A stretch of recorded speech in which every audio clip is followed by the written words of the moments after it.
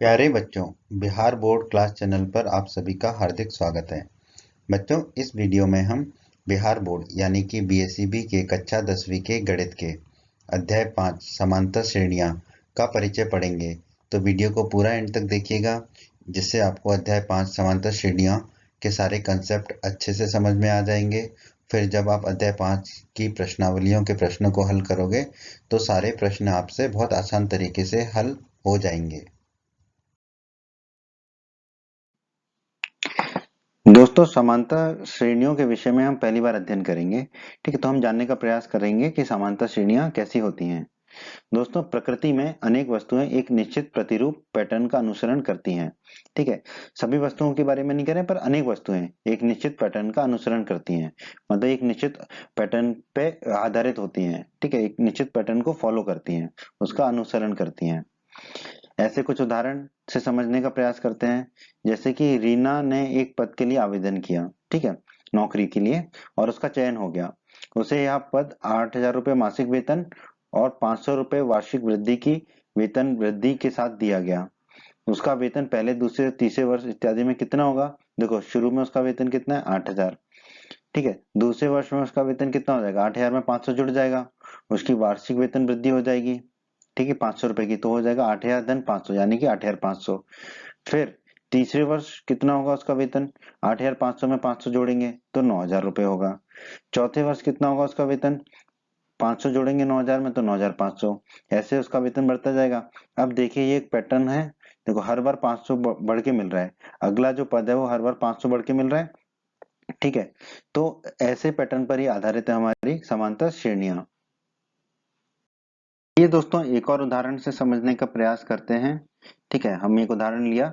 शकीला अपनी पुत्री की गुल्लक में 100 रुपए तब डालती है जब वह 1 वर्ष की हो जाती है। प्रत्येक वर्ष इसमें 50 रुपए की वृद्धि करती है। उसके पहले, दूसरे, तीसरे, चौथे जन्म दिवसों पर उसकी गुल्लक में डाली गई राशियां रुपयों में क्रमशः कितनी होंगी? देखो, जब वो 1 वर्ष की हुई तो 100 रुपए डाले। फिर प्रत्येक वर्ष 50 रुपए की वृद्धि कर रही है, तो दूसरे साल कितना डालेगी? 100 धन 50 यानी कि 150। फिर तीसरे साल कितनी डालेगी? 150 धन 50 यानी कि 200। चौथे साल कितनी डालेगी? 200 धन 50 यानी कि 250। ठीक है, तो देखो, इसमें हमें एक पैटर्न नजर आ रहा है, एक प्रतिरूप नजर आ रहा है। ठीक है, कि हर बार जो है अंक 50 बढ़कर मिल रहा है हमें। ठीक है, इसी प्रकार के अंक हमारे होते हैं समांतर श्रेणियां दोस्तों। तो दोस्तों, दोनों उदाहरणों में हमें ये सूचियां मिली थी। ठीक है दोस्तों, उपरोक्त उदाहरणों में हम कुछ प्रतिरूप देखते हैं, जैसा कि हमने समझा था। ठीक है, जैसे कि पहले उदाहरण में हर बार अगला अंक जो है 500 बढ़ के मिलता है हमको, और दूसरे उदाहरण में अगला अंक जो है 50 बढ़ के मिलता है। हम देखते हैं कि उत्तरोत्तर पद यानी कि अगला पद अपने से पहले पद से एक स्थिर संख्या जोड़ने से प्राप्त होते हैं। ठीक है, ठीक है, जो अगला पद है यहाँ पर पहले उदाहरण में जो है वो प्राप्त हो रहा है जब पिछले पद में 500 जोड़ देंगे। उसी प्रकार दूसरे उदाहरण में देखेंगे अगला पद प्राप्त हो रहा है जब पिछले पद में हम 50 जोड़ देंगे, यानी कि स्थिर संख्या जोड़ने पर। ठीक है, इस अध्याय में हम एक प्रतिरूप या पैटर्न का अध्ययन करेंगे जिसमें उत्तरोत्तर पद अपने से पहले पदों से एक निश्चित संख्या को जोड़ने पर प्राप्त किए जाते हैं। ठीक है, तो इसी तरह की सूचियों का हम अध्ययन करेंगे, इसी तरह के पैटर्न का, इसी तरह के प्रतिरूप का हम अध्ययन करेंगे इस अध्याय में। हम यह भी देखेंगे कि इनके nवें पद और n क्रमागत पदों का योग किस प्रकार ज्ञात किए जाते हैं। तो आइए दोस्तों, अब हम समांतर श्रेणियों का अध्ययन कर लेते हैं। अंग्रेजी में इसे एपी कहते हैं, अरिथमेटिक प्रोग्रेशन। ठीक है, तो शॉर्ट फॉर्म इसका है एपी। तो बहुत जगह इसको एपी ही बोला जाता है, तो हम भी इसको एपी बोलेंगे। हिंदी में हम इसे कहते हैं समांतर श्रेणियां। पहला उदाहरण ले लेते हैं, 1 2 3 4। अब इसमें देखेंगे जो अगला पद है वो पिछले पद से एक बड़ा है। 2 जो है 1 से 1 बड़ा है, 3 जो है 2 से 1 बड़ा है, 4 जो है 3 से 1 बड़ा है। या हम कहते हैं 1 में 1 जोड़ देंगे तो 2 मिलेगा, 2 में 1 जोड़ देंगे तो 3 मिलेगा, 3 में 1 जोड़ देंगे तो 4 मिलेगा। तो प्रत्येक पद अपने पिछले पद से एक अधिक है। अब इस उदाहरण में देखिए, ठीक है, प्रत्येक पद जो है, मतलब पहले पद को छोड़ देते हैं। ठीक है, दूसरा, तीसरा, चौथा पद जो है अपने से पिछले पद से क्या है? ये देखो, 70 जो है 100 से 30 कम है, 40 जो है 70 से 30 कम है, 10 जो है 40 से 30 कम है। तो हम कह सकते हैं प्रत्येक पद अपने पिछले पद से 30 कम है। अगला उदाहरण ले लेते हैं, -3 -2 -1 और 0। इसमें आप देखिए, जो अगला पद है वो पिछले पद से क्या है? एक बड़ा है। -2 जो है -3 से एक बड़ा है, -1 -2 से एक बड़ा है, और 0 -1 से एक बड़ा है। तो हम कह सकते हैं कि प्रत्येक पद अपने पिछले पद से एक जोड़ने पर प्राप्त होता है, या प्रत्येक पद अपने पिछले पद से एक अधिक है। ठीक है, आइए दोस्तों कुछ और उदाहरण देख लेते हैं। चौथा उदाहरण, इसमें है 3 3 3 3। अब इसमें आप कहेंगे इसमें तो कोई जोड़ ही नहीं रहे हम, तो ये तो समांतर श्रेणी नहीं होगी। नहीं दोस्तों, ये भी समांतर श्रेणी है। कैसे? सभी पद 3 है, अर्थात प्रत्येक पद जो है अपने पिछले पद से शून्य जोड़कर या उसमें से शून्य को घटाकर प्राप्त होता है। 3 में शून्य जोड़ो तो 3 मिलेगा, 3 में शून्य जोड़ो तो अगला 3 मिलेगा, 3 में शून्य जोड़ो तो अगला 3 मिलेगा, या 3 में से शून्य घटाओ तो भी 3, 3 में से शून्य घटाओ तो भी 3, 3 में से शून्य घटाओ तो भी 3। तो ये भी एक समांतर श्रेणी होती है। फिर अब देखिए -1.0, -1.5, -2.0, -2.5। ठीक है, प्रत्येक पद जो है अपने पिछले पद में -0.5 जोड़कर, देखो -1.0 में -0.5 को जोड़ेंगे, या इसको हम कह लें कि उसमें से 0.5 को घटाकर। ठीक है, -1.0 में 0.5 घटाएंगे तो -1.5 मिलेगा, -1.5 में 0.5 को घटाएंगे तो -2.0 मिलेगा, -2.0 में -0.5 घटाएंगे तो -2.5 मिलेगा। ठीक है, या इसको हम कह लें कि -0.5 जोड़ रहे हैं, देखो -2.0 में -0.5 जोड़ेंगे तो -2.5 मिलेगा हमें। यहाँ पर सूची का प्रत्येक अंक क्या कहलाता है? एक पद कहलाता है, या अंग्रेजी में कहें तो टर्म कहलाता है। जितने भी पद हैं, जितने भी संख्याएं हैं सूची की, हर एक संख्या क्या कहलाती है? एक पद कहलाती है। ठीक है, तो दोस्तों हमने ये 5 उदाहरण देखे थे। ठीक है, हम इन 5 उदाहरणों के बारे में क्या कह सकते हैं? उपरोक्त सूचियों में से प्रत्येक में हम देखते हैं कि उत्तरोत्तर पदों को इनसे पहले पदों में से एक निश्चित संख्या को जोड़कर प्राप्त किया जा सकता है। ठीक है, जैसे कि पहले उदाहरण में 1 जोड़ा था, दूसरे में -30 जोड़ा था, तीसरे में जो है 1 जोड़ा था, चौथे में 0 जोड़ा था, और पांचवें में जो है -0.5 को हमने जोड़ा था। ठीक है, संख्याओं की ऐसी सूची को यह कहा जाता है कि वे एक समांतर श्रेणी बना रहे हैं। अंग्रेजी में कहते हैं अरिथमेटिक प्रोग्रेशन या एपी। ठीक है, तो हम यहाँ पर एपी कहेंगे इसको, या समांतर श्रेणी कहेंगे। ठीक है, तो ऐसी सूचियों को कहा जाता है एपी या समांतर श्रेणी, जहां पर उत्तरोत्तर पद जो है इनसे पहले पदों से एक निश्चित संख्या को जोड़कर प्राप्त किया जा सकता हो। ऐसी सूचियों को हम कहते हैं समांतर श्रेणी या एपी। तो दोस्तों समांतर श्रेणी की परिभाषा पढ़ लेते हैं। एक समांतर श्रेणी संख्याओं की एक ऐसी सूची है जिसमें प्रत्येक पद को अपने से पिछले पद में एक निश्चित संख्या जोड़कर प्राप्त किया जाता है। ठीक है, ये अभी हमने उदाहरणों से समझा। यह निश्चित संख्या एपी का सार्वांतर, ये बहुत ध्यान से पढ़िए, सार्वांतर कॉमन डिफरेंस कहलाती है, जिसे हम डी कहते हैं। ठीक है, डिफरेंस है इसलिए डी कहते हैं, और इसे हिंदी में कहते हैं सार्वांतर। याद रखिए यह सार्वांतर धनात्मक हो सकता है, ऋणात्मक हो सकता है, या शून्य हो सकता है। ठीक है, सार्वंतर को हम अंग्रेजी में कहते हैं कॉमन डिफरेंस, और इसे दर्शाते हैं हम स्मॉल डी से। आइए दोस्तों अब हम समांतर श्रेणियों के पदों के बारे में चर्चा कर लेते हैं। एपी के समांतर श्रेणी के पहले पद को हम ए1 कहते हैं या ए बी कहते हैं। ठीक है, प्रथम पद को, दूसरे पद को ए2 कहते हैं। ठीक है, इसी प्रकार हम चलते हैं, तो एपी के एनवें पद को क्या कहेंगे हम? A N. ठीक है, ठीक है, इसमें ए बड़ा होता है और एन छोटा होता है। इसी प्रकार ए2 में ए बड़ा होगा, 2 छोटा होगा, ए बड़ा होगा, 1 छोटा होगा ए1 में। ठीक है, तो एपी हमारी कैसी होगी?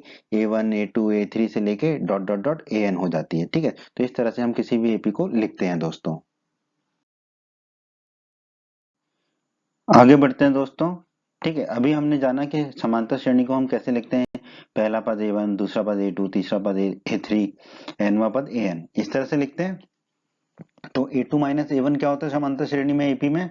डी, सार्वंतर। दो क्रमागत पदों का अंतर समान होता है जिसे हम सार्वंतर कहते हैं, यानी कि अगले पद में से पिछले पद को घटाएंगे तो हमें डी मिलता है। उसी प्रकार A3 में से A2 को घटाएंगे, A3 माइनस A2 करेंगे तो भी डी मिलेगा। उसी प्रकार आगे बढ़ेंगे तो अंतिम पद में से अंतिम पद से पहले वाले पद को, यानी कि AN में से AN माइनस 1 को घटाएंगे तो भी हमें डी मिलेगा। ठीक है, ये डी क्या होता है? हमारा सार्वंतर। अंग्रेजी में कॉमन डिफरेंस कहते हैं, तो डी डिफरेंस से आया हमारा डी। ठीक है, तो ये होता है हमारा सार्वंतर। दो क्रमागत पदों का अंतर, अगले पद में से पिछले पद को घटाते हैं हम, तो जो अंतर मिलता है वो उसे कहलाता है हमारा सार्वंतर। तो समांतर श्रेणियों में ये सार्वंतर हमेशा समान रहता है, मतलब दो पदों का अंतर जो है हमेशा समान होता है। ये एक खासियत है समांतर श्रेणियों की। आगे बढ़ते हैं दोस्तों। तो दोस्तों ए कॉमा ए धन डी, ए धन 2d ए धन 3d, ये क्या है, ये भी एक एपी है। यह एक समांतर श्रेणी को निरूपित करती है जहां पर ए क्या है, पहला पद है, और डी क्या है, सार्वंतर है। ठीक है, इसे एपी का व्यापक रूप या जनरल फॉर्म भी कहते हैं। ठीक है, तो जैसे कि हमने A1 A2 A3 लिखा था, तो हम ए धन डी ए धन 2d ए धन 3d इस तरह भी एपी को लिख सकते हैं। क्योंकि क्या होता है, देखो अगला पद पिछले पद से डी ज्यादा है, आप देखेंगे हर पद अपने पिछले पद से डी ज्यादा है, सार्वंतर ज्यादा है, तो ऐसी सूची क्या कहलाती है, एपी कहलाती है। बच्चों, अगर आप हमारे बिहार बोर्ड क्लास चैनल पर नए हैं और आपने अभी तक हमारा बिहार बोर्ड क्लास चैनल को सब्सक्राइब नहीं किया है, तो आप जल्दी से सब्सक्राइब बटन को दबाकर हमारे बिहार बोर्ड क्लास चैनल को सब्सक्राइब कर लीजिए और बेल आइकन को भी दबा दीजिए। इससे आपको क्या फायदा होगा कि जब भी हमारे चैनल पे कोई भी नया वीडियो आएगा तो उसका नोटिफिकेशन सबसे पहले आपको मिलेगा, और जब भी आप यूट्यूब पर कोई वीडियो सर्च करेंगे तो हमारा बिहार बोर्ड के वीडियोज आपको सर्च में ऊपर नजर आने लगेंगे। बच्चों, इस अध्याय के बाकी अन्य सभी वीडियोस को देखने के लिए आप कभी भी आई बटन पर क्लिक कर सकते हैं। आई बटन पर क्लिक करने से आपको इस अध्याय के सभी वीडियोस के लिंक मिल जाएंगे। तो एपी जो है दो प्रकार की होती है, एक परिमित एपी और एक अपरिमित एपी। जैसा कि दोस्तों नाम में ही निहित है, परिमित एपी। ठीक है, तो जब एपी के पदों की संख्या परिमित होती है, यानी कि सीमित होती है, यानी कि अंग्रेजी में कहें तो फाइनाइट होती है, कि हमें पता होता है उस एपी में कितने पद हैं, तब ऐसी एपी को एक परिमित एपी कहते हैं। एक उदाहरण देख लेते हैं, जैसे कि 50, 100, 150, 200, 250, 300, 350, 400, 450, 500। तो इस एपी में कितने पद हैं, 1 2 3 4 5 6 7 8 9 10, 10 पद हैं। तो हमें पता है कितने पद हैं, तो ये एपी क्या कहलाएगी, हमारी परिमित एपी। ठीक है, और दोस्तों परिमित एपी जो होती है उसमें एक अंतिम पद अवश्य होता है, तभी तो वो परिमित एपी कहलाएगी, क्योंकि प्रथम पद तो होगा ही होगा और एक अंतिम पद भी होगा। ठीक है, तो परिमित एपी में एक अंतिम पद अवश्य होता है। आइए दोस्तों, अब हम अपरिमित एपी के बारे में पढ़ लेते हैं। तो जैसा कि नाम में निहित है, अपरिमित, तो जब एपी में पदों की संख्या अपरिमित होगी, ठीक है, तो ऐसी एपी को हम क्या कहेंगे, अपरिमित एपी। ठीक है, यानी कि एपी में जो है पदों की संख्या निश्चित नहीं है, अनंत तक जा रही है, तो ऐसी एपी को कहते हैं हम अपरिमित एपी। जैसे कि 1 2 3 4 dot dot dot dot dot, तो जब डॉट डॉट डॉट लगा और अंतिम पद ना दिया हो, तो ऐसी एपी कहलाती है अपरिमित एपी। ठीक है, अपरिमित एपी में अंतिम पद नहीं होता है। ठीक है दोस्तों, आगे बढ़ते हैं दोस्तों। तो अब एक एपी के बारे में जानने के लिए आपको न्यूनतम किस सूचना की आवश्यकता होती है। ठीक है, एपी लिखने के लिए हमें न्यूनतम किस सूचना की आवश्यकता होती है, प्रथम पद ए और सार्वंतर डी की जानकारी होना आवश्यक है, तभी हम किसी एपी को लिख सकते हैं। ठीक है, यदि हमें ए और डी ज्ञात हो तो हम एपी लिख सकते हैं। क्यों, देखो ए हो जाएगा पहला पद, और फिर ए धन डी हो जाएगा दूसरा, ए धन 2d हो जाएगा तीसरा, इस तरह से ए और डी के माध्यम से हम किसी भी एपी को लिख सकते हैं। इसकी विपरीत प्रक्रिया के बारे में हम क्या कह सकते हैं, उसके बारे में चर्चा कर लेते हैं हम। तो दोस्तों हमारे सामने ऐसी परिस्थितियां भी होंगी कि हमें संख्याओं की एक सूची दी गई होगी और हमसे पूछा जाएगा कि क्या वो एपी है या नहीं है। ठीक है, और फिर उस एपी का ए और डी ज्ञात करना होगा हमें। तो अध्याय 5 में इस तरह के प्रश्न हमें मिलेंगे। देखो, अगर जो सूची दे रखी है उसका जो प्रथम पद है वो ए होगा। ठीक है, ए प्रथम पद है, इसलिए ए को तो हम सरलता से लिख सकते हैं, ए के लिए हमें कोई दिक्कत नहीं है। और दोस्तों हम जानते हैं कि एक एपी में प्रत्येक उत्तरोत्तर पद जो है अपने पहले पद में डी जोड़कर प्राप्त होता है। ठीक है, इसका मतलब क्या हुआ, एक एपी के लिए उसके प्रत्येक पद को उसके पिछले पद में से घटाने पर हमें डी प्राप्त होगा, यानी कि डी बराबर ए टू माइनस ए वन होगा, डी बराबर ए थ्री माइनस ए टू होगा, डी बराबर ए फोर माइनस ए थ्री होगा। ठीक है, तो हम दो क्रमागत पदों को घटाएंगे, अगले पद में से पिछले पद को घटाएंगे और अंतर देखेंगे, अगर हर बार अंतर समान आ रहा है तो हम कह सकते हैं कि वो एपी है। ठीक है, और वो जो अंतर है वो क्या होगा, हमारा सार्वंतर होगा डी। ठीक है, और प्रथम पद ए तो हो ही गया, तो ए और डी निकाल पाएंगे हम आसानी से और बता पाएंगे कि वो एक एपी है या नहीं है। जब हर बार अंतर समान होगा तो हम कह सकते हैं कि वो एक एपी होगी। आगे बढ़ते हैं दोस्तों, एपी को हम कैसे लिखते हैं व्यापक रूप से दोस्तों, A one A two A three dot dot dot A N minus one और ए एन। ठीक है, ये व्यापक रूप से लिखते हैं हम समांतर श्रेणी को, एपी को। तो दोस्तों सार्वंतर डी का सूत्र क्या हो सकता है, डी बराबर ए के धन एक माइनस ए के। यहाँ पे ए के धन एक और ए के क्रमशः क्या है हमारे, के धन एकवा और केवा पद है। ठीक है, ए के धन एक है, ए के धन एकवा पद और ए के है केवा पद, ठीक है। यानी कि ए के धन एक जो है वो एक अगला पद है और ए के जो है वो पिछला पद है। तो डी ज्ञात करने के लिए हमें के धन एकवें पद में से केवें पद को घटाना चाहिए, चाहे के धन एकवा पद जो है वो छोटा ही क्या ना हो, ठीक है। अगर छोटा होगा तो ऋणात्मक आ जाएगा हमारा सारवंतर डी। याद रखिए कि यदि हमें यह ज्ञात हो जाए कि संख्याएं एपी हैं, ठीक है, अगर हमने बता दिया कि ये संख्याएं या सूची एपी है, तो हम किन्हीं भी दो क्रमागत पदों का प्रयोग करके डी ज्ञात कर सकते हैं। फिर हम किसी भी दो क्रमागत पदों का अंतर ज्ञात करेंगे, वही डी होगा। अंतर का मतलब है अगले पद में से पिछले पद को घटाएंगे, ठीक है। फिर जरूरी नहीं है ए टू माइनस ए वन ही आप निकालो, फिर आप ए फाइव माइनस ए फोर भी निकाल सकते हो, ठीक है। बस दो क्रमागत पदों का अंतर निकालना होगा अगले पद में से पिछले पद को घटाकर। तो जो भी अंतर आएगा वही कहलाएगा हमारा डी। आइए दोस्तों, अब हम चर्चा कर लेते हैं एपी के nवें पद की, ठीक है। आपकी जो प्रश्नावली 5.2 है वो इसी पर आधारित है। दोस्तों मान लेते हैं कि a1 a2 a3 dot dot dot an minus one an एक एपी है जिसका प्रथम पद a है और सार्वंतर d है। तब दूसरा पद क्या होगा, a2 a धन d, पहला पद धन d, पहला पद है a, तो ये हो गया a धन d, ठीक है। इसको हम कैसे लिख सकते हैं, a को तो ये लिखा धन, d एक है तो d को लिख दिया हमने 2 - 1 गुणा d, ठीक है। 2 - 1 1 होता है गुणा डी। ऐसा क्यों लिखा अभी आपको समझ में आएगा। तीसरा पद ए3 क्या होगा हमारा, ए2 धन डी, ए2 में डी जोड़ देंगे सर्वांतर, ठीक है। ए2 कितना है हमारा, ए2 है ए धन डी, तो लिख दिया हमने ए धन डी, ठीक है। और ये वाला धन डी है, इसको अलग से धन डी लिख दिया। अब ये कितना हो जाएगा, ए धन डी हो जाएगा 2d, तो ए धन 2d, इसको हम क्या लिख सकते हैं, ए धन 2d को हम लिख दिया 3 - 1 गुणा डी, 2 को लिख दिया 3 - 1, ठीक है। चौथा पद क्या होगा, ए4, तीसरा पद धन डी, तीसरा पद है ए थ्री धन डी, ए थ्री कितना आया था हमारा, ए धन 2d, तो हमने लिख दिया ए थ्री की जगह दो ए धन 2d, और ये धन डी फिर से लिख दिया। एक तो यही रहेगा, 2d धन डी होगा 3d, तो ये हो गया ए धन 3d।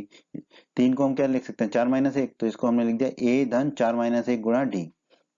इसी प्रकार आगे बढ़ेंगे तो एनवा पद क्या होगा, देखो ए एन, ठीक है।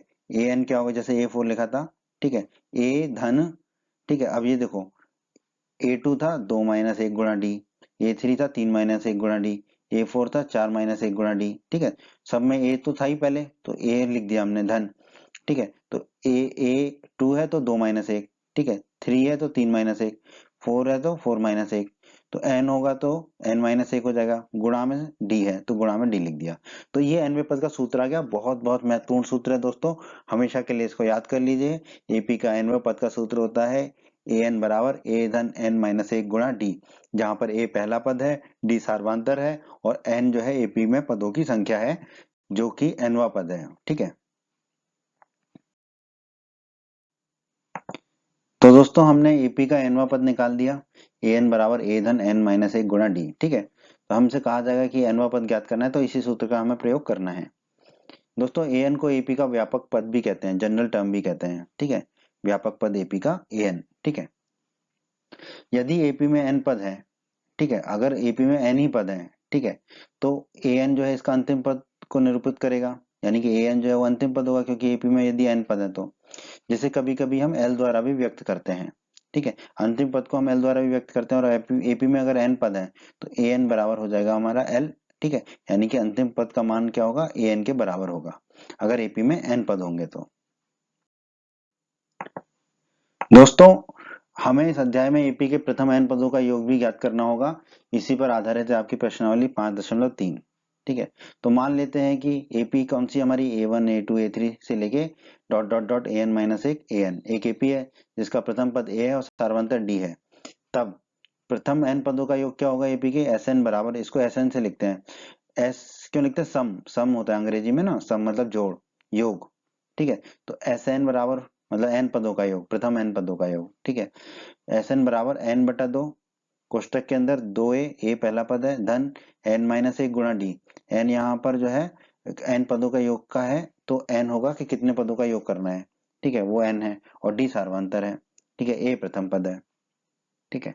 दोस्तों एस एन का एक और सूत्र होता है, एस एन बराबर एन बटा 2 ए धन ए एन, यहाँ पर ए एन है एनवा पद, ठीक है, ए एन हमारा है एनवा पद। अगर हमें एनवा पद दे रखा है, ठीक है, तो हम सीधे सीधे एनवे पद को भी रख सकते हैं यहाँ पर, अगर हमें सार्वंतर नहीं दिया तो। यदि किसी एपी में केवल एन ही पद है तो ए एन जो है वो अंतिम पद एल के बराबर होगा। ठीक है, अगर एन ही पद है एपी में तो ए एन बराबर एल होगा। तो एस एन बराबर कितना हो जाएगा, एन बटा दो, कोष्टक के अंदर ए एन की जगह रख देंगे एल, तो हो जाएगा ए धन एल। तो इन सब सूत्रों को आप बहुत अच्छे से याद कर लीजिए, ये आपके बहुत काम आने वाले हैं।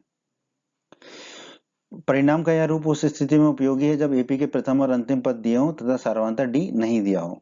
ठीक है, कौन से, ये वाले, एस एन बराबर एन बटा दो ए धन ए एन या एन बटा दो ए धन एल। ठीक है, तो दोस्तों ये सारे सूत्र जो है बहुत उपयोगी हैं, आपको जिंदगी भर के लिए याद करने ही हैं ये सूत्र।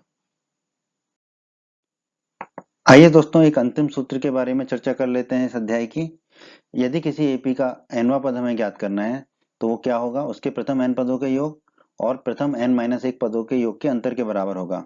यानी कि an अगर हमें निकालना है और हमें प्रथम n पदों का योग पता है और प्रथम n माइनस एक पदों का योग पता है, ठीक है, तो हम an निकाल सकते हैं। an क्या होगा, प्रथम n पदों का योग माइनस प्रथम n माइनस एक पदों का योग। ठीक है, तो प्रथम n पदों का योग होता है Sn और प्रथम n माइनस एक पदों का योग होगा Sn माइनस एक। तो an बराबर होगा Sn माइनस एक। ये सूत्र बहुत ज्यादा आपके काम का नहीं है, मतलब बहुत बार पूछा नहीं जाता है, बट फिर भी आप इसको याद कर लीजिए। ठीक है, उम्मीद करते हैं बच्चों आपको हमारा ये वीडियो पसंद आया होगा। बच्चों अगर आप बिहार बोर्ड क्लास चैनल पर नए हैं और आपने अभी तक हमारे चैनल को सब्सक्राइब नहीं किया है तो सब्सक्राइब बटन को दबाकर जल्दी से चैनल को सब्सक्राइब कर लीजिए और बेल आइकन को भी दबा दीजिए। इससे आपको क्या फ़ायदा होगा, जब भी हमारे चैनल पर कोई भी नया वीडियो आएगा तो उसका नोटिफिकेशन सबसे पहले आपको मिलेगा। और जब भी आप यूट्यूब पर वीडियोज़ को सर्च करेंगे तो हमारे चैनल के वीडियोज़ आपको ऊपर नज़र आने लगेंगे। आप हमारे वीडियोस को अपने साथी छात्रों के साथ, दोस्तों के साथ व्हाट्सएप और फेसबुक पर अवश्य शेयर कीजिए, जिससे आपके दोस्तों को भी लाभ हो सके। आपको वीडियो पसंद आया है तो वीडियो को लाइक अवश्य करें और इस अध्याय के अन्य सभी वीडियोस को देखने के लिए आई बटन पर क्लिक करें। आई बटन पर क्लिक करने से आपको इस अध्याय के सभी वीडियोस के लिंक प्राप्त हो जाएंगे। धन्यवाद बच्चों।